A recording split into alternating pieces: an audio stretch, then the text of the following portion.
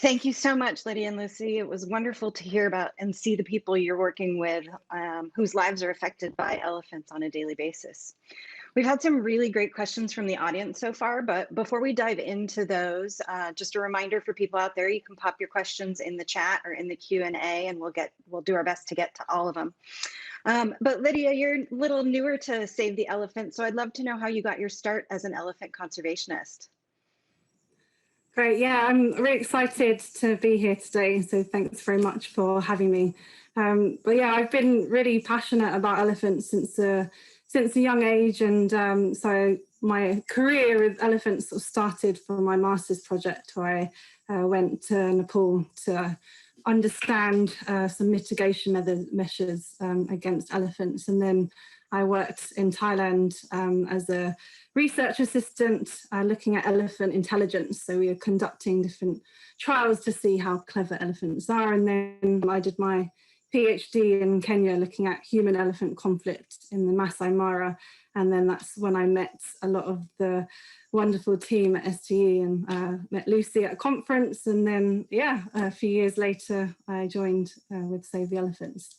So yeah, I've been there now for about 3 years. Well, welcome. It's great to have you here and great to have you at the Expo with us. Lucy, a lot of people are asking about the Smelly elephant repellent. Can you tell us a little bit more about that? Is it hung from barbed wire that might be harmful? Does it affect the farmers if the elephants think it's smelly? How do the farmers feel about it?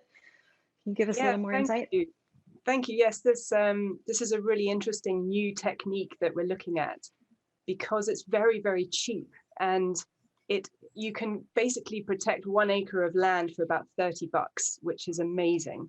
And this concoction gets mixed together. We get particularly the women involved in mixing this absolutely revolting concoction. And it hangs around bottles around the edge of the farm. And we're collecting the bottles just from rubbish from the community. So just total recycling. And we use barbed wire purely as a one-line strand because it stops the bottles rolling into each other. And it just keeps them spread out. So there's not too much barbed wire. It's a kind of chest height, so it doesn't entangle any animals. And you can make sections of wire connect, but barbed wire is just so cheap and easy. So again, we're trying, there are so many methods to keep elephants out, but we've got to keep an eye on the budget. So we're trying to help people who are absolutely on the bare level of poverty to find solutions that are cost appropriate for them. And this is a really fantastic method because the farmers can grow all these items that need to go in the bottles. So Lydia actually went out to Uganda to visit the team out there who've been trialing it, and she came back and we had the team come and visit us. So it's very collaborative, and we're trialing it with a few other projects around Tanzania and Uganda and in Kenya. So we're really trying to work as teams because this issue of human-elephant conflict is so serious. We feel like time is just rushing away from us. So we need to work together. And we're really, really working across the board to find new solutions. Definitely. Robert's asking how climate change is having a specific impact on elephants in Africa, and when tourists can return to Kenya and more fully support local conservation, how do they do that? Ooh, climate change is a big question. We are without doubt seeing climate change across the elephant range in Africa.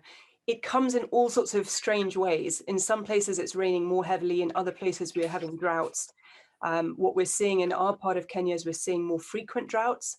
And then when the rains come, we're finding that we're getting dumpings of rain. So we might have the same amount over the year, but we're getting it in shorter bursts, and we're getting huge amounts in a short time period, which is terrible because it wipes away the topsoil and it creates all these issues for, the annual cycle of pollinators and flowers and flora. So we're seeing an erratic change for us. It's hard to measure it, but we're seeing it with the beehives, and we're seeing some of our sites which have no rain for 2 or 3 years. It's really impacting the hive colonies. So we're very, very worried about climate change, and we're worried about the forests where the forest elephants are as well. So it's a massive issue. There's a huge climate change conference this year, which we'll all be eagerly dialing in for. We're delighted to hear the latest news that more of our partners in the States are coming on board. We're very, very worried about climate change. Tourism is a big one for us. Kenya is so reliant on tourism. Elephants are one of the big ticket items for people to come and see. We've had so many of our friends come and visit us. We are desperate to have tourists back. The national parks are suffering really badly from a lack of income. And of course, the elephants are impacted by that because we need to see support trickling back into the communities. And Kenya's done so well to support its communities outside the national parks. And we're really suffering. So as soon as you can, please do come back and visit. The country needs you desperately. Definitely, we'll do our best to get there. Lydia, what are some of the other ways that you guys are deterring elephants from crop raiding besides the smelly elephant? And are you spreading that across Kenya into other countries as well? Yeah, so we ultimately started with the beehive fences and then the smelly elephant repellent, and now we're testing out the use of watchtowers. Lucy mentioned it in her presentation. And we're also using buzz boxes. So some of our beehives, you know, the colonies leave, and so they're not, they don't have as many bees in them. So we're testing out these units and they emit the sound of bees. So we're going to see how effective those are. We're also at the moment designing a whole toolbox of ideas. So it will be a whole document that we can disseminate to people across Kenya and across all of Africa. And it's, you know, it'll be a really illustrative guide of different tools that people can use. Not necessarily everything that we've tested, but we've been working with many different organizations to collate all these ideas together. But yeah, so far our tests, the smelly elephant repellent is an interesting one, and the watchtowers are, you know, that's really good for, you know, the community feel very safe when they're up in the towers, and the rangers can also use them. Yeah, so those are some of the tools. Great, thank you. Lucy, Susan Young's asking, has technology use within the community increased, and is it helping them to monitor and plan? Oh, thanks. Well, technology is still, you know, pretty basic in our community. Our team uses it for sure. I mean, we're very high tech on some of what we're doing. Of course, our elephants are being tracked through GPS collars, and we're tracking them every hour on our phones. We can see where our collared elephants are. We're incredibly up with that. But in terms of the community, it's a very slow progress. We're getting more and more community members with phones, which is helpful. Smartphones are still too expensive for a lot of our community members. And so a lot of it is still being done at the meeting level, which is why COVID has been so difficult for us, because most of our work is done still sitting under trees, still gathering farmers in. We have farmers meetings every month in the research center. That's been tricky to host. Even our Women's Enterprise Center, we've had to do sewing and tailoring training with people spread out 3 feet, 6 feet apart. It's been very difficult the last year. And technology is we're still not, our farmers are still not using that much. But our team is, and we're trying to get everything now, because our project's expanded so much. We need to help as many farmers as we can. We're going to more communities. We're now going much more digital, so putting all our data collection online, and that's going to really speed up our capacity for expansion. So it is very, very important, but we can't, I'm still quite a fan of the pen and paper when we're out into the field talking to farmers.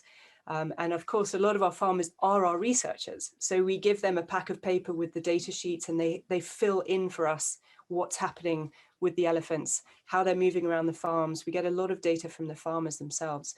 And I think that's still really valuable. So we haven't quite moved away from pen and paper yet. Hopefully you won't completely, because it is a great resource. Let's see. DJ is asking about the recent IUCN status change and if it's providing any additional resources in Kenya. Lucy, can you speak to that?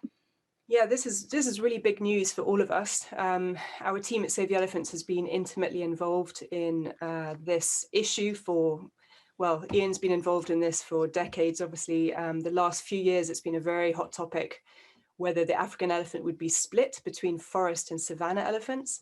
And the news came out just a few weeks ago that, in fact, it has now formally been split into forest and savanna elephants, with forest elephants being listed as critically endangered. This is super important to highlight the urgency that their protection needs. And we're doing all we can at the Elephant Crisis Fund to really support forest elephant conservation. Very, very critical. The savanna elephants have been moved to endangered. This is also big news for us. It certainly does open up new streams of funding. We haven't seen it in the last 2 weeks, but we're really hoping that this will enable us, Save the Elephants, but also our partners across these very critical zones to access better funding, not only from the international community, but from government as well. You know, this is very serious, that our very iconic elephants have gone on to these different levels, and we're worried for the future. So we can't take our foot off the pedal. Although poaching has decreased in some areas of the range state, it's still an issue, and it can trigger any time. And this issue of human-elephant conflict is becoming very, very serious, and it's escalating across the landscape. So even where we have poaching issues, we also have human-elephant conflict. So we're tackling this problem of elephant conservation from all angles. Great. I mean, the work is this just last year has absolutely thrown us, you know, yeah. great. Well, the work is definitely never going to end, for sure. We've talked a lot about the solutions that you and your teams are implementing, and I know that a lot of these things come with a cost. For example, Lydia, you talked about the elephant-friendly school bus. Can you tell us a little bit more what something like that looks like and what it'll take to get up and running?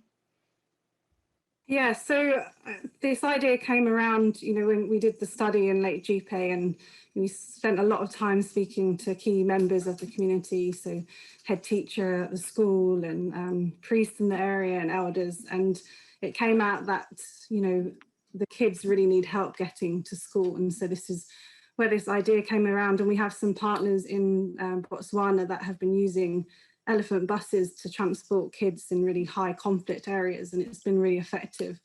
So we're very much in the early stages of this. There needs a lot more work. We need to spend a lot more time in the community there to speak to the people there, and you know, there's all the logistics to think about, you know, who's going to drive it, who's going to manage it, how can it be long term.